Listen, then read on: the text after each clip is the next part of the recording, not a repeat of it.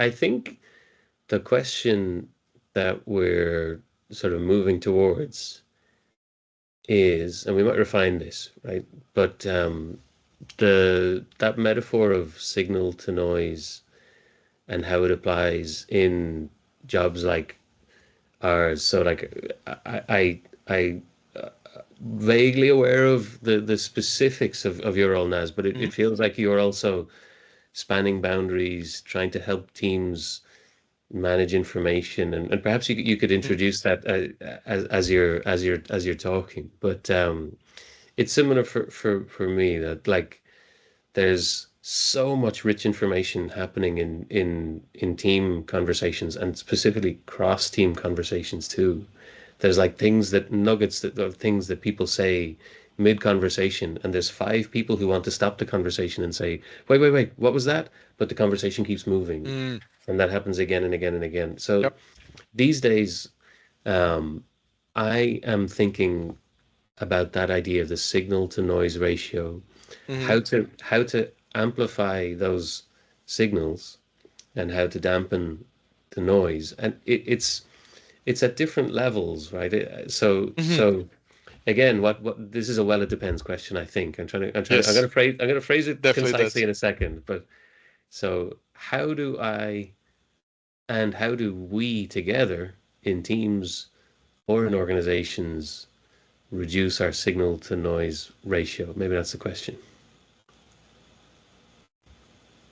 Okay, to Easy, see right? on, yeah, yeah, yeah. Starting off with the rocket launcher, going straight into it, and that um, the dependencies on how teams might see something as signal or as noise is so contextual for them Hmm. in where they are, and just from what you were describing, right, on people having this conversation and seeing other parts, and it could go all different ways, and it can be very beneficial to do some exploration and discovery into looking all these different avenues.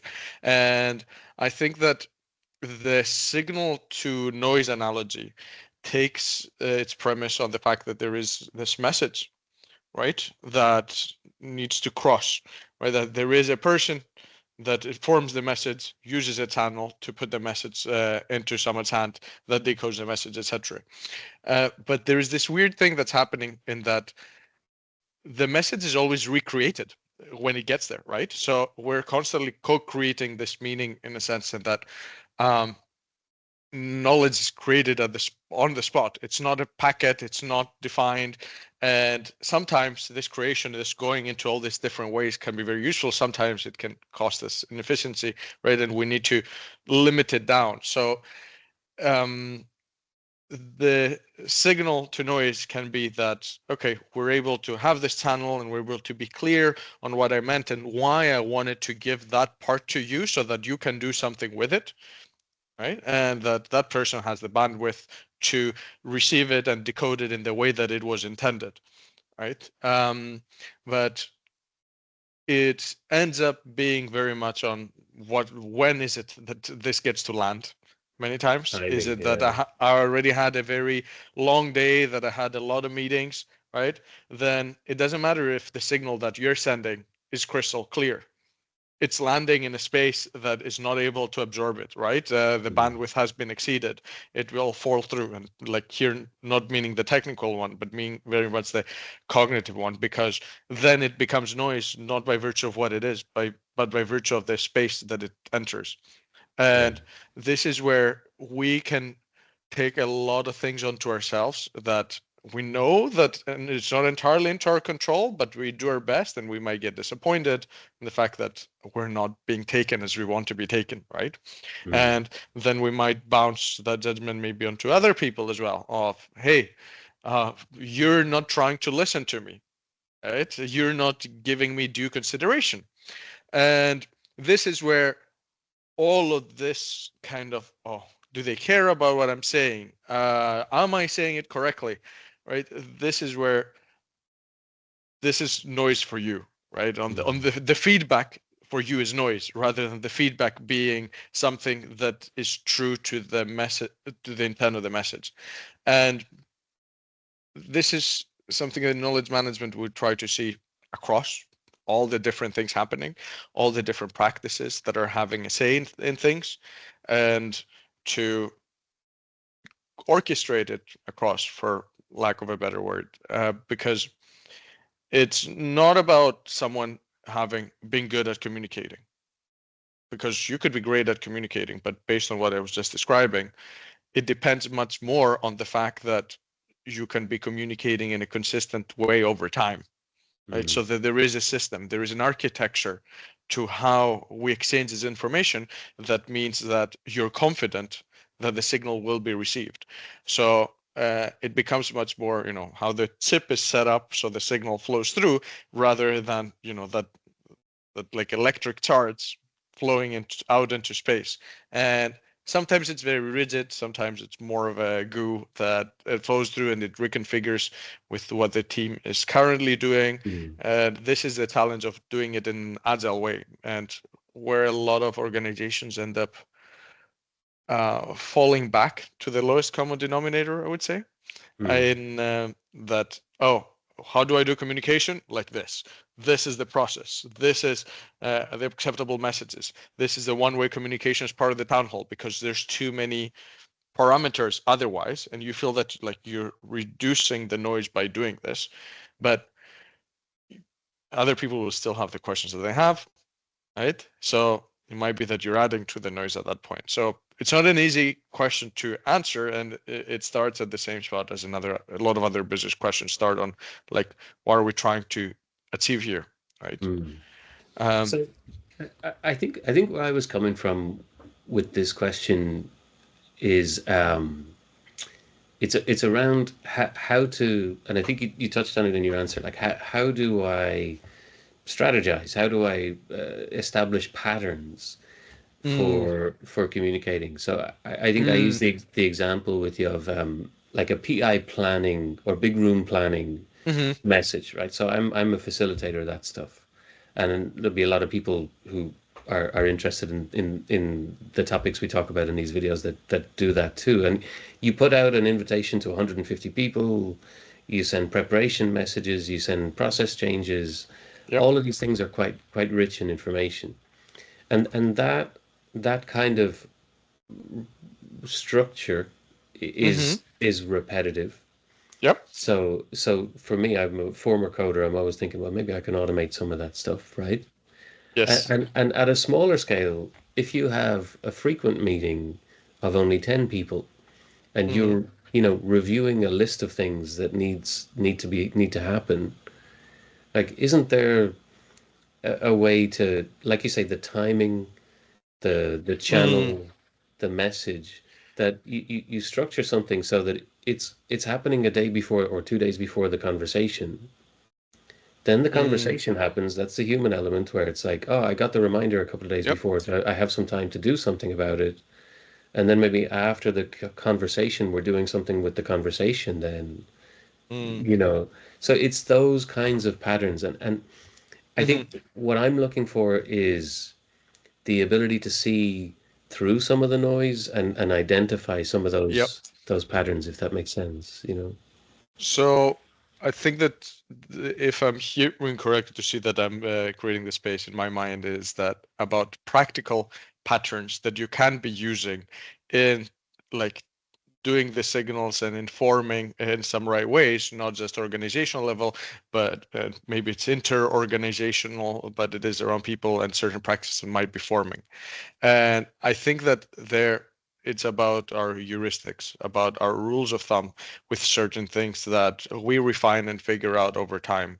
We can be asking for feedback on how this is happening. Did you have time to look through it? But people might not always, have the presence of mind on what is it that really happened through it.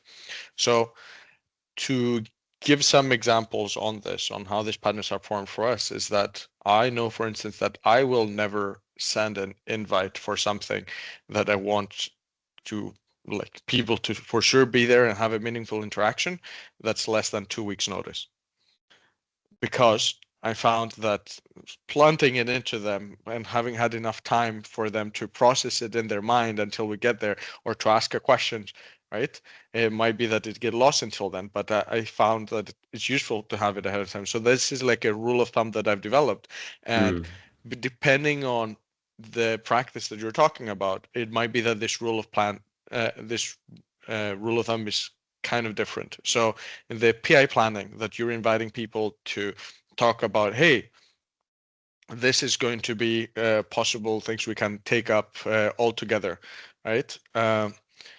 An invitation to step into this, in my view, could also benefit from something like telling them that appreciating where we been and that we're going to have an exercise to be able to break from it so that people get released from, okay, I'm not going to be reporting in that meeting about what wasn't working, but I'm going to be looking forward in the future, right? Mm. So it's about setting this mood almost like the for how behaviors can be enacted, because if in your communication and the signal that you're sending, right, the signal can be about the specific process, right, how it will work, but it's even more important to get people on the like to be emotionally fit in that mindset for Mm. it.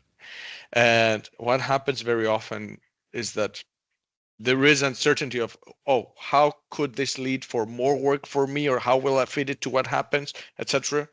It might be an easy task at the end of the day, but just because you have that uncertainty that somebody doesn't tell you it's okay to have that minimum, you're not processing it at all.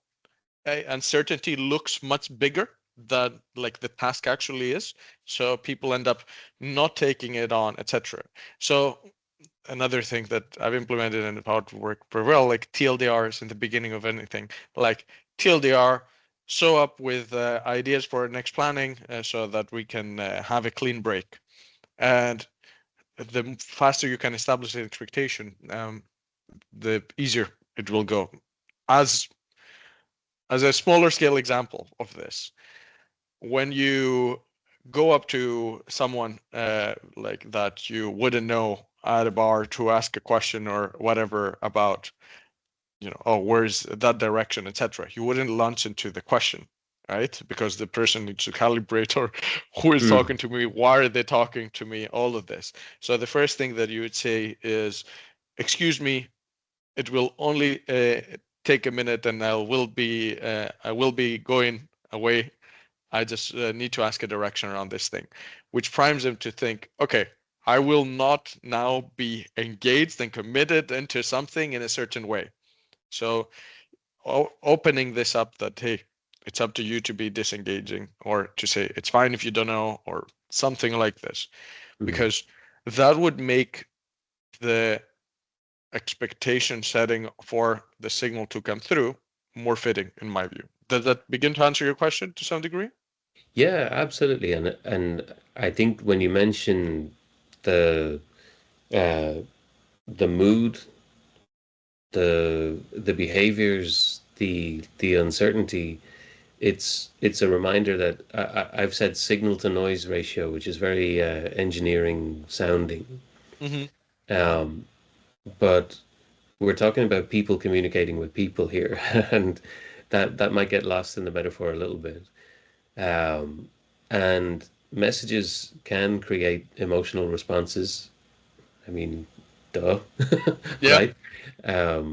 You might think your Mm, message is simple, you might think your message is relatively neutral, but how it is received, as you're saying, how it's yes.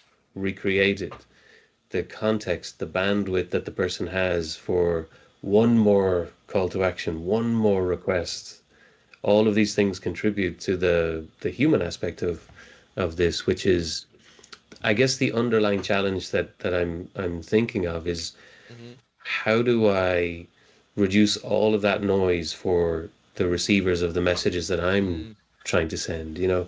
And so there's some great ideas here, like the idea of giving notice, the idea of the summary at the beginning. And I think that this is connecting back to the patterns idea that um, in in being consistent in how people in our kinds of roles communicate, it makes it easier to deal with the underlying messages, which actually are about things changing all the time, you Yes. know? Yes. So People there's know enough, that you'll be there to support them, yeah, right? yeah. And I think you're right. Actually addressing we know this is tough, we're going to move ahead, we're leaving something behind, like addressing those things as part of the message is great. But let me speak to one example, which is maybe the opposite of what I'm talking about. And let's just see if this changes the focus a little bit. But we have things like, I think every engineering organization has this, um, email alerts from Mm, things like builds, right? And in a recent retrospective I was in, there was a post-mortem done on a release, and there was a problem that wasn't found until late. And somebody said, why didn't we have an alert that that build had failed? And in the hmm. room, there was a second or two of a pause, and someone said, "Sure, we have thousands of emails about builds. Like, who Wow. has the Yeah. headspace? Like, nobody can process all of Yeah. those, right?" So that's a good example, I think, of a repetitive message reaching a point of being inappropriate. It's no longer Hmm. transmitting a signal, and there's Yes. obviously there are ways to tune that, right? But if I think about patterns or repetition, I want to avoid that aspect of it too, you know. Mm. So I'm wondering, is there a balance there somewhere, you know? Uh, I love that there was the person in the room that had the presence of mind to think of what it would look like scaled up around everything, right? Because I think this is exactly the way to be thinking about how it might be happening, because it's very often that we make a decision within the bounded decision space that is in front of us, right? About this, I want to set up a signal because there is this specific problem and I'm solving that specific problem. And I would say that practice of like taking the step back to reflect across the different problems that you're solving, right, might lead you to understand what kind of signals you need better uh, to be addressing not just the current problem, but all the problems that might be coming. And this is an organizational development problem more than anything, Mm, right? mm, Because it's not just about the problems, it's about the things that people are already doing, and it's about how do we bring these things together in a way that we can becoming better and build a capability over time, right? So what is your capability? Is your capability to solve uh, alerts? Is your capability to respond to customer problems? Is your capability to be proactive around them? So all these things need to be balanced, and there needs to be a prioritization in the end of the day, right? mm, Uh, but this is an organizational decision, a managerial leadership decision on doing it this way. And very often it is much more short-termist because of the metrics, the leading indicators that we set rather than lagging indicators that will mean that we're just paying attention to the here and now. And it's a profoundly difficult exercise in having people that are catering to different domains to bring them under one roof to make that process to make sense. There are ways mm, to do it if you do have that discussion and you do make some of the tough calls of what you're looking into. Now, for how it might look into certain patterns, in my perspective on this, is that not everything will be a discussion, a synchronous discussion like we're having now. So it's not just about getting the alerts and every time there's an alert, we have a meeting. That's also going to be impossible, right? Or while we're having a meeting discussing all the alerts that have showed up previously, have we had somebody curate them so that you're able to discuss what's important based on our strategy? So there's all this processing that might be happening in other mm, spaces that means that this signal becomes better during the discussion. And this is where I feel that a lot of people think of, artifacts or backlogs or signals in a way that is more task oriented in solving the problem than organization oriented. Uh, I can give an example from within my team on this, in that we're trying to figure out how to best establish learning pathways given some new technology stack and tooling, etc. And it's a very complex image. And my colleague is trying to explain this, talking through it. It's kind of impossible to do it and to get your signal across in that way. Whereas next time we talk, we told him we need a visual. He had prepared an image that shows the connection, and much easier we're able to say that. So Mm. we're not getting lost in trying to, explain the landscape. We're able to point in directions. An example that I think is very fitting on this is from the role playing space, the tabletop role playing game space, where many groups will have a map on like a gridded map on the table where they Mm. would place miniatures, and you can see where everybody is. So you're not trying to keep track in your mind. This would have been noise in your minds if you're trying to keep track of, wait, but I was there, that person was there. Um, and that map serves as a quick reference point, but it's just for that interaction. It's not about ultimately about the map itself. So that visual that my colleague prepared, that map in the miniatures, serves as a way that we're able to get to the signal better because of the things that are happening around it. They're not the focus in itself. Mm. To drive this even further in a different context, uh, a pro chess player might be able to play a full game in their mind because like it just sticks the moves, right? You hear the moves and you know where everything is, and it's not a problem.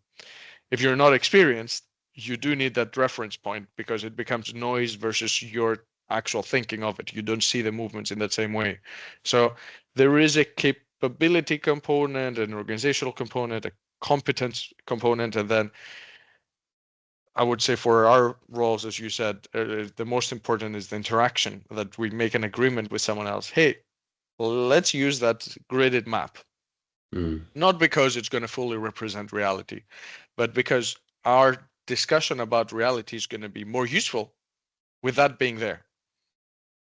And you know, that's where for me you've managed to sift through a lot of noise in Yeah. what might exist. I really like that example that and the idea of pointing in a direction rather than describing the landscape verbally. It's something that I think in it's something I would coach people in different roles on from time to time. So one example, I can think of two examples, but I think maybe this is the most relevant one to me right now. If a team is being asked by five different people to do 15 different things, Hmm. how do they say no, right? It's not easy to say no to one person. It's Hmm. not easy. In fact, it's very difficult. And you'll get into the details of the one or the two things that they're asking for. Hmm.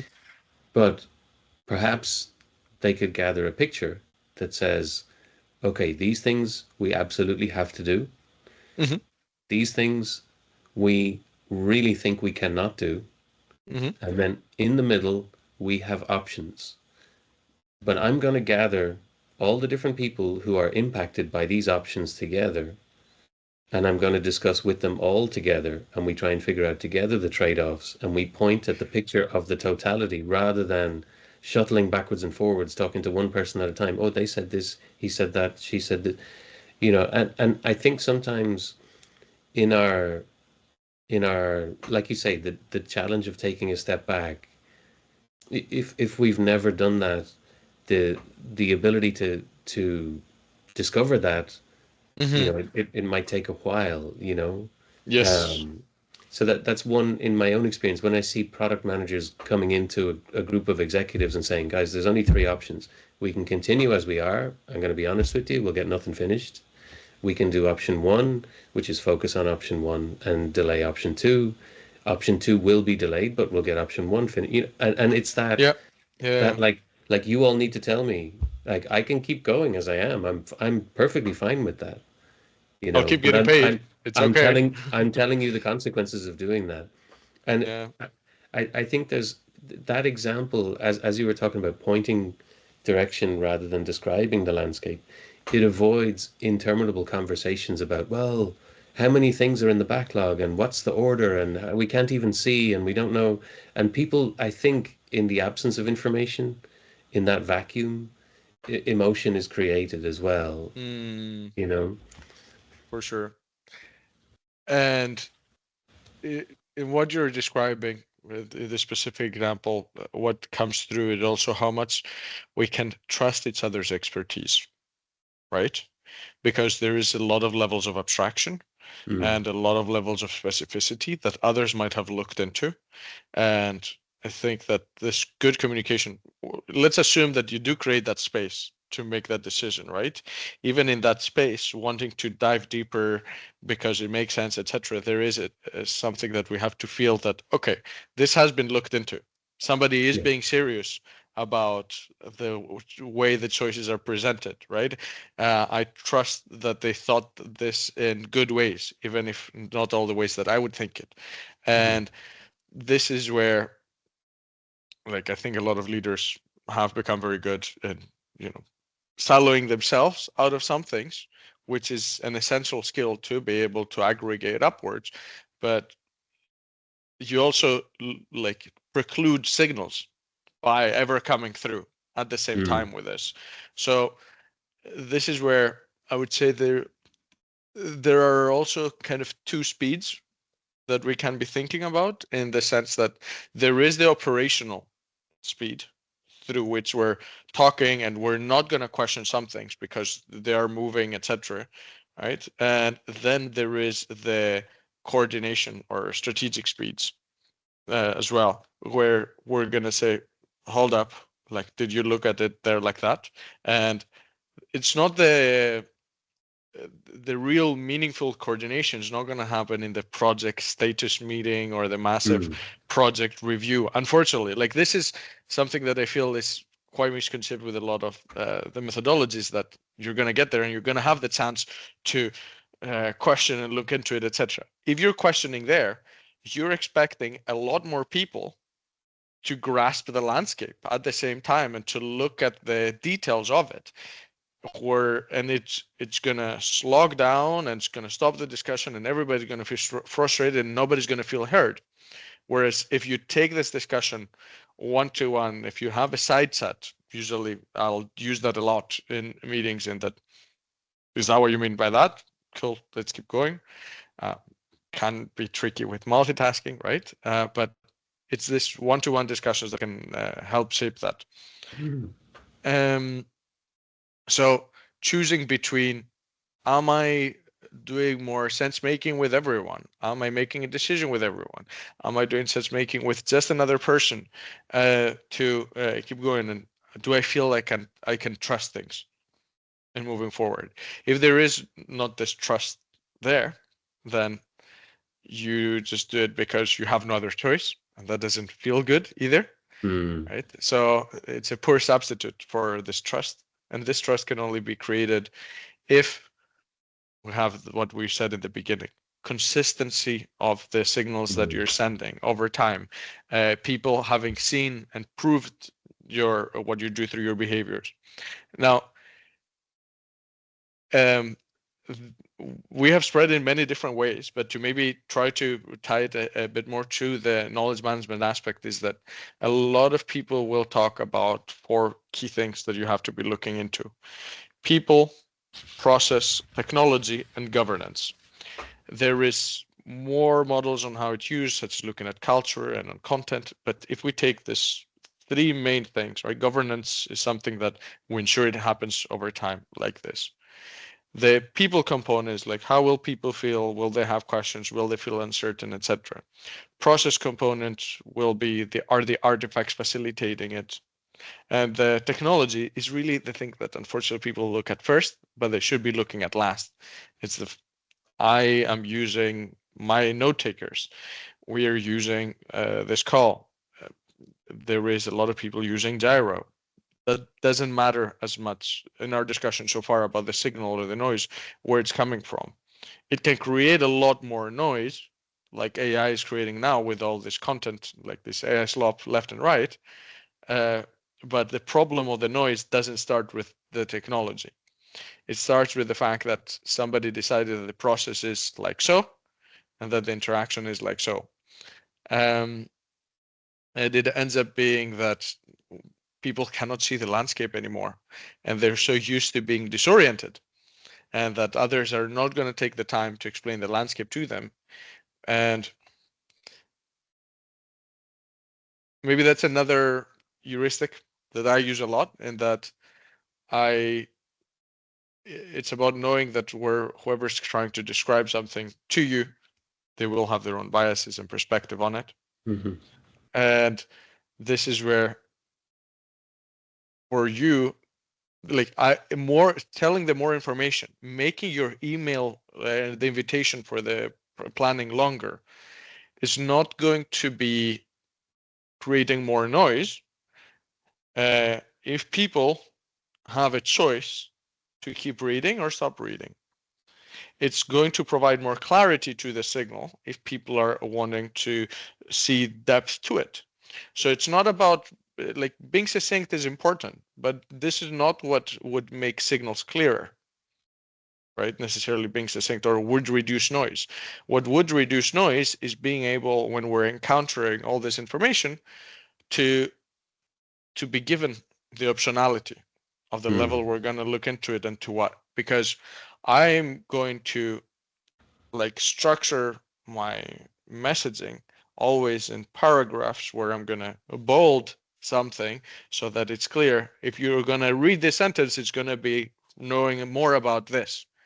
But the TLDR will say, you don't have to read any of that stuff. I'm not going to assume you know any of this. Right? Mm. It's removing the burden. So this is where noise can come from the fact that processes are not considered, the people are not considered for what we're trying to achieve. And we can see noise just in terms of volume, but I'd rather look at it in terms of, like, quality of what we're discussing. Yeah, and I like that view. I like that perspective because as an individual, I can imagine when I'm constructing an individual message, how to use that idea of orientation, like reduce the lack of clarity about where this fits in the landscape. I Mm-hmm. can I can think about, you know, where does this fit in the process? I can think about what's the interaction I need, and I can think about giving optionality and you know highlighting the important parts while you know like you say content quality over shorter word count Yeah. is a good principle. But then I like the idea of taking the step back as well. And something that I'm taking forward in the last few weeks, and this conversation really reinforces it, is that idea of like your signal is going out into a landscape of already it's like a radio being tuned in, right? There's interference, there's noise, there's messages flying around, and Mm. like you need to be aware of how all those other messages are being sent and landing. So like one just classic example, you mentioned Jira. So I do Jira automations to try and Mm. simplify things, Yeah. but Jira automations can also send emails, right? So someone got onto me and said, why am I getting so many emails from Jira automations? I had a look, Yeah. and there was one really busy automation rule sending an email every single time, every single time. Mm. So I was like, oh, this was supposed to simplify, but it's actually just ended up creating noise, you know? So even with the best intention, you can end up being part of the noise rather than the signal as well. So Yes. it's awareness, I guess, and um, Governance.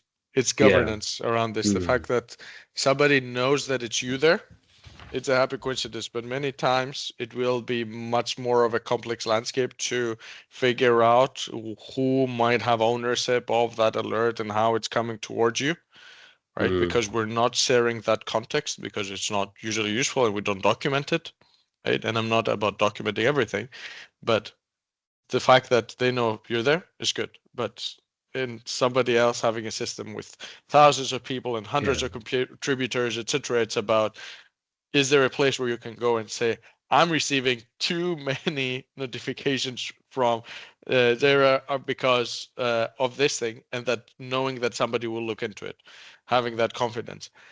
If you don't do that, that person will start not paying attention. Right. This is where when like signal becomes noise, right? This is where, oh, nobody's going to be catering to this. I'm going to be the one that has to process across it, and nobody wants to provide me the context. I'm just not going to deal with it at all. Mm. And this is where a lot of people have started tuning off in organizations, right? Because organizations are not going to think about the digital employee experience enough. Mm. So I would say a big part of managing knowledge is considering this digital employee experience. Of course, we're going to not know the peculiarities of their practice, right? But we can give them context. We can say that we want to appreciate their dependencies and teams, etc., to manage it across. But it's a complicated image. It's not just about information going from one place to the other. It's Mm. about all the system that exists across. And maybe as we're approaching time, to give one last example on this, on how it's been abstracted away to a big degree, is um, prices, right? When you go out and you buy a packet of gum there, this is a signal to the gum company, to the broader market about something. You're not like uh, interacting while you're buying it with just the grocer. You're interacting with that whole system in an Mm. effective way that is self-correcting. And there's a lot of flaws in this. But this is a signal that it can be overwhelming, right? And this is another space where just action can be signal for others. So not to only bound it and, hey, I'm sending out that email, right? Right. Yeah. Um, so that system becomes more complicated to consider if we see, oh, it's not just about information and information technology and information exchange, but about the information payload of everything that's happening all around us.